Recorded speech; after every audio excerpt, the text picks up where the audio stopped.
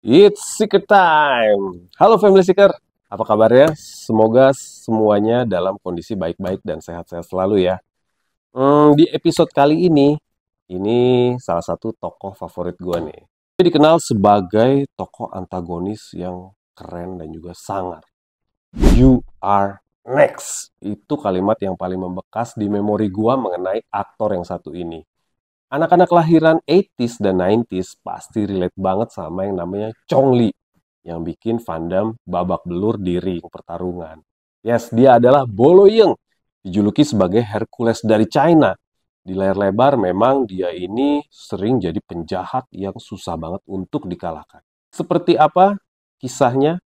Mainkan.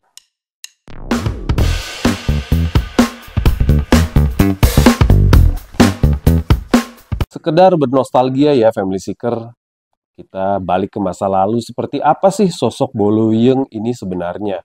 Nama aslinya adalah Yang Se. Sebagai seorang pemuda Kanton, Bolo yang lahir dari seorang pengusaha lokal dan istrinya di pinggiran kota Guangzhou atau Guangdong, China pada tanggal 3 Juli 1946, sejak kecil Bolo ini sudah menyukai ilmu bela diri dan ditunjang dengan latar belakang wilayah tempat tinggalnya memang kental dengan hal-hal yang berhubungan dengan kungfu dan lain-lain. Dia itu berlatih dengan bimbingan para guru dan juga ahli kungfu. Tapi nggak cuma kungfu, dia juga berlatih akrobat dan juga angkat beban. Bolo sempat menekuni bidang binaraga dan juga menjuarai beberapa kontes bodybuilding. Sayangnya, perkembangan komunis yang pesat pada waktu itu di daratan China memaksanya untuk pindah ke Hong Kong. Yang semuda pun berenang dari China ke Hong Kong demi mendapatkan kehidupan dan peluang karir yang baru di sana. Sesampainya dia di negara bekas koloni Inggris itu, Bolo mulai serius dalam membentuk tubuhnya dan agar menjadi lebih atletis ya guys ya. Karena dia memang suka banget sama yang namanya dunia binaraga atau bodybuilding. Nah, hijrahnya Bolo ke Hong Kong itu untuk merintis jalan di dunia hiburan. Dia pun melakukan latihan yang dilakukan secara konsisten, hingga akhirnya mengantarkan Bolo menjadi seorang juara binaraga di Hong Kong. Gelarnya adalah Mister Hong Kong Champion. Hebatnya, dia ini nggak cuman berhasil menang jadi juara, tetapi berhasil mempertahankan gelarnya selama 10 tahun berturut-turut. Dunia guys ya, ada nggak yang bisa ngalahin Bolo Yeung? Prestasi Bolo Yeung di dunia binaraga itu juga mengantarkannya ke dunia hiburan. Nah, jadi ceritanya gini nih, kan dia udah terkenal nih di dunia binaraga. Ternyata Bolo Yeung ini dipantau oleh Shaw Brothers. Seperti kalian tahu, Shaw Brothers ini dikenal sebagai rumah studio yang memproduksi film-film laga. Dan Bolo pun ditawari untuk bermain di sejumlah film yang berhubungan dengan bela diri dan juga action. Karena badannya yang kekar dan juga penampilannya yang sangar, ini membuat penonton pastinya tertarik nih, pengen tahu nih tokoh apa sih. Memang bener aja guys, Bolo ini di awal-awal karirnya selalu jadi penjahat. Laku banget jadi tokoh antagonis karena mukanya sangar ya. Penjahat yang tentunya bisa ngalahin para jagoan. Memang Bolo nih kalau gua nonton di beberapa filmnya, dia tuh sering dijadiin penjahat terakhir nih, yang paling susah banget dikalahin. Contohnya di beberapa film besutan Shaw Brothers di awal-awal karir Bolo itu ada The Heroic Ones di tahun 1970, lalu ada The Deadly Duo di tahun 1971, dan juga Angry Guest di tahun 1972. Tapi sebenarnya masih banyak lagi film-filmnya Bolo di awal-awal karirnya di tahun 70-an. Tapi gue gak akan sebutin satu persatu ya guys. Walaupun jadi terkenal gara-gara Shaw Brothers, namun akhirnya Bolo ini hengkang juga dari Shaw Brothers guys. Namun sebagai aktor yang sudah sering adu acting nih sama para aktor-aktor yang sudah terkenal lebih dahulu, terutama di film-film silat ya dan juga film laga, ini membuat Bolo semakin dikenal di dunia perfilman dan juga dunia hiburan di Hong Kong. Sampai akhirnya Bolo tuh mendapat tawaran untuk sebuah peran di iklan rokok. Nama rokoknya rokok Winston nih, rokok jadul zaman dulu ya. Di iklan itu, dia itu beradu akting sama Bruce Lee. Dari sinilah terbina persahabatan antara Bolo Yeung dan juga Bruce Lee. Sampai-sampai Bruce Lee ini mengundangnya khusus nih, mengundang Bolo khusus untuk ikut membintangi film Enter the Dragon di tahun 1973. Nah, sebenarnya ya guys ya, kalau ini mah tambahan aja ya. Jadi nama Bolo yang itu justru tercetus gara-gara di film ini, gara-gara di film Enter the Dragon ini. Dan ternyata memang dari film ini hubungannya si Bruce Lee dan juga Boloyeng tuh semakin dekat. Jadi mereka tuh nggak cuman bersahabat di apa namanya di film nggak bersahabat sih ya, main bareng maksud gua. Tapi di luar perfilman juga mereka tuh jalan bareng guys. Gara-gara boomingnya film Enter the Dragon bareng Bruce Lee, Boloyeng ini tiba-tiba dikenal banyak orang sampai-sampai para pemerhati film dari Amerika pun aware akan keberadaan Bolo. Lalu Bolo pun berhasil mengembangkan karirnya dengan loncat ke Hollywood nih guys ya. Dia itu di tahun 1988. Ini mungkin agak mengejutkan ya. Tiba-tiba dia nongol di sebuah film yang berhasil menjadi box office.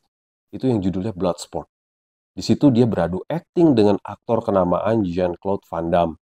Waduh, Boloyeng nih, kalau menurut gua, dia tuh benar-benar keluar karakter antagonisnya di film ini sebagai si Chong Li. Waduh, ini Chong Li nih semua anak-anak 80s, 90s, waduh, tahu banget deh sama karakter ini.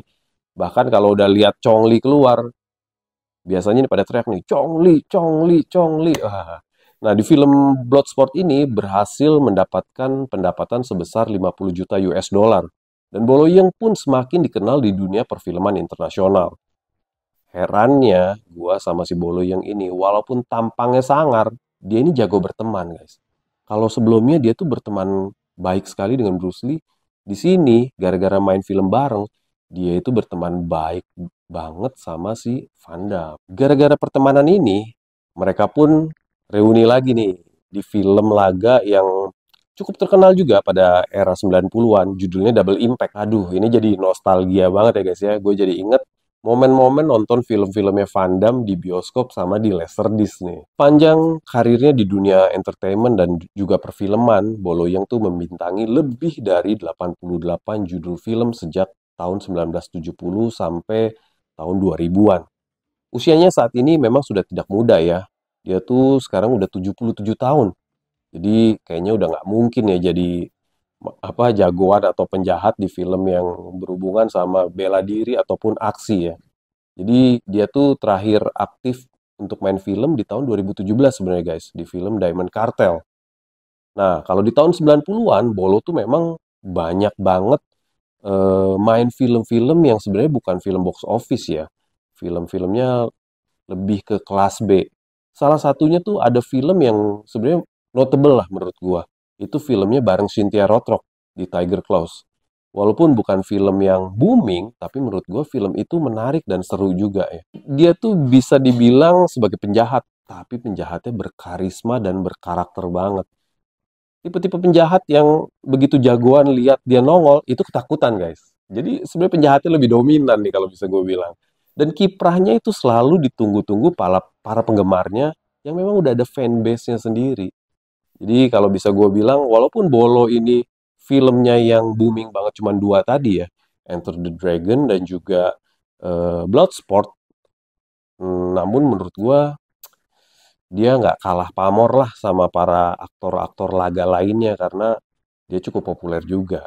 Kenapa bisa gue bilang kalau Bolo ini ditunggu-tunggu para penggemarnya? Karena kalau misalkan ada acara kayak Comic Con, Bolo nih sering banget diundang jadi guest star ya. Tamu yang bintang tamu yang dimana para fansnya nih datang buat minta tanda tangan dia dan juga minta foto bareng dia. Jadi memang orang pun menanti-nantikan kehadiran Bolo sebagai tokoh yang ikonik. Biasanya nih anaknya mendampingi Bolo karena Bolo ini memang bahasa Inggrisnya kurang bagus guys. Bolo yang tuh tadi gue sebutkan dia sering dampingi anaknya ya. Jadi anaknya tuh ada 3 dari pernikahannya. Nama istrinya memang kurang diketahui. Anak yang pertama itu namanya Danny, lalu ada David dan juga Debra. Sebenarnya Danny ini adalah seorang bodybuilder juga. Dia tuh awalnya ingin mengikuti jejak sang ayah, namun karena cedera akhirnya dia memutuskan menjadi seorang pelatih untuk para bodybuilder. Nah, sedangkan Debra ini cukup berhasil guys di dunia bodybuilder dan juga fitness. Jadi bisa dibilang buah tidak jatuh jauh dari pohonnya ya. Oke, Family Seeker, sekian cerita singkat gua mengenai Boloyeng alias si Chongli. Semoga Family Seeker suka sama cerita ini. Kalau ada masukan ataupun apa ya, input-input yang lainnya, coret-coret di komen ya. Oke, it's a wrap.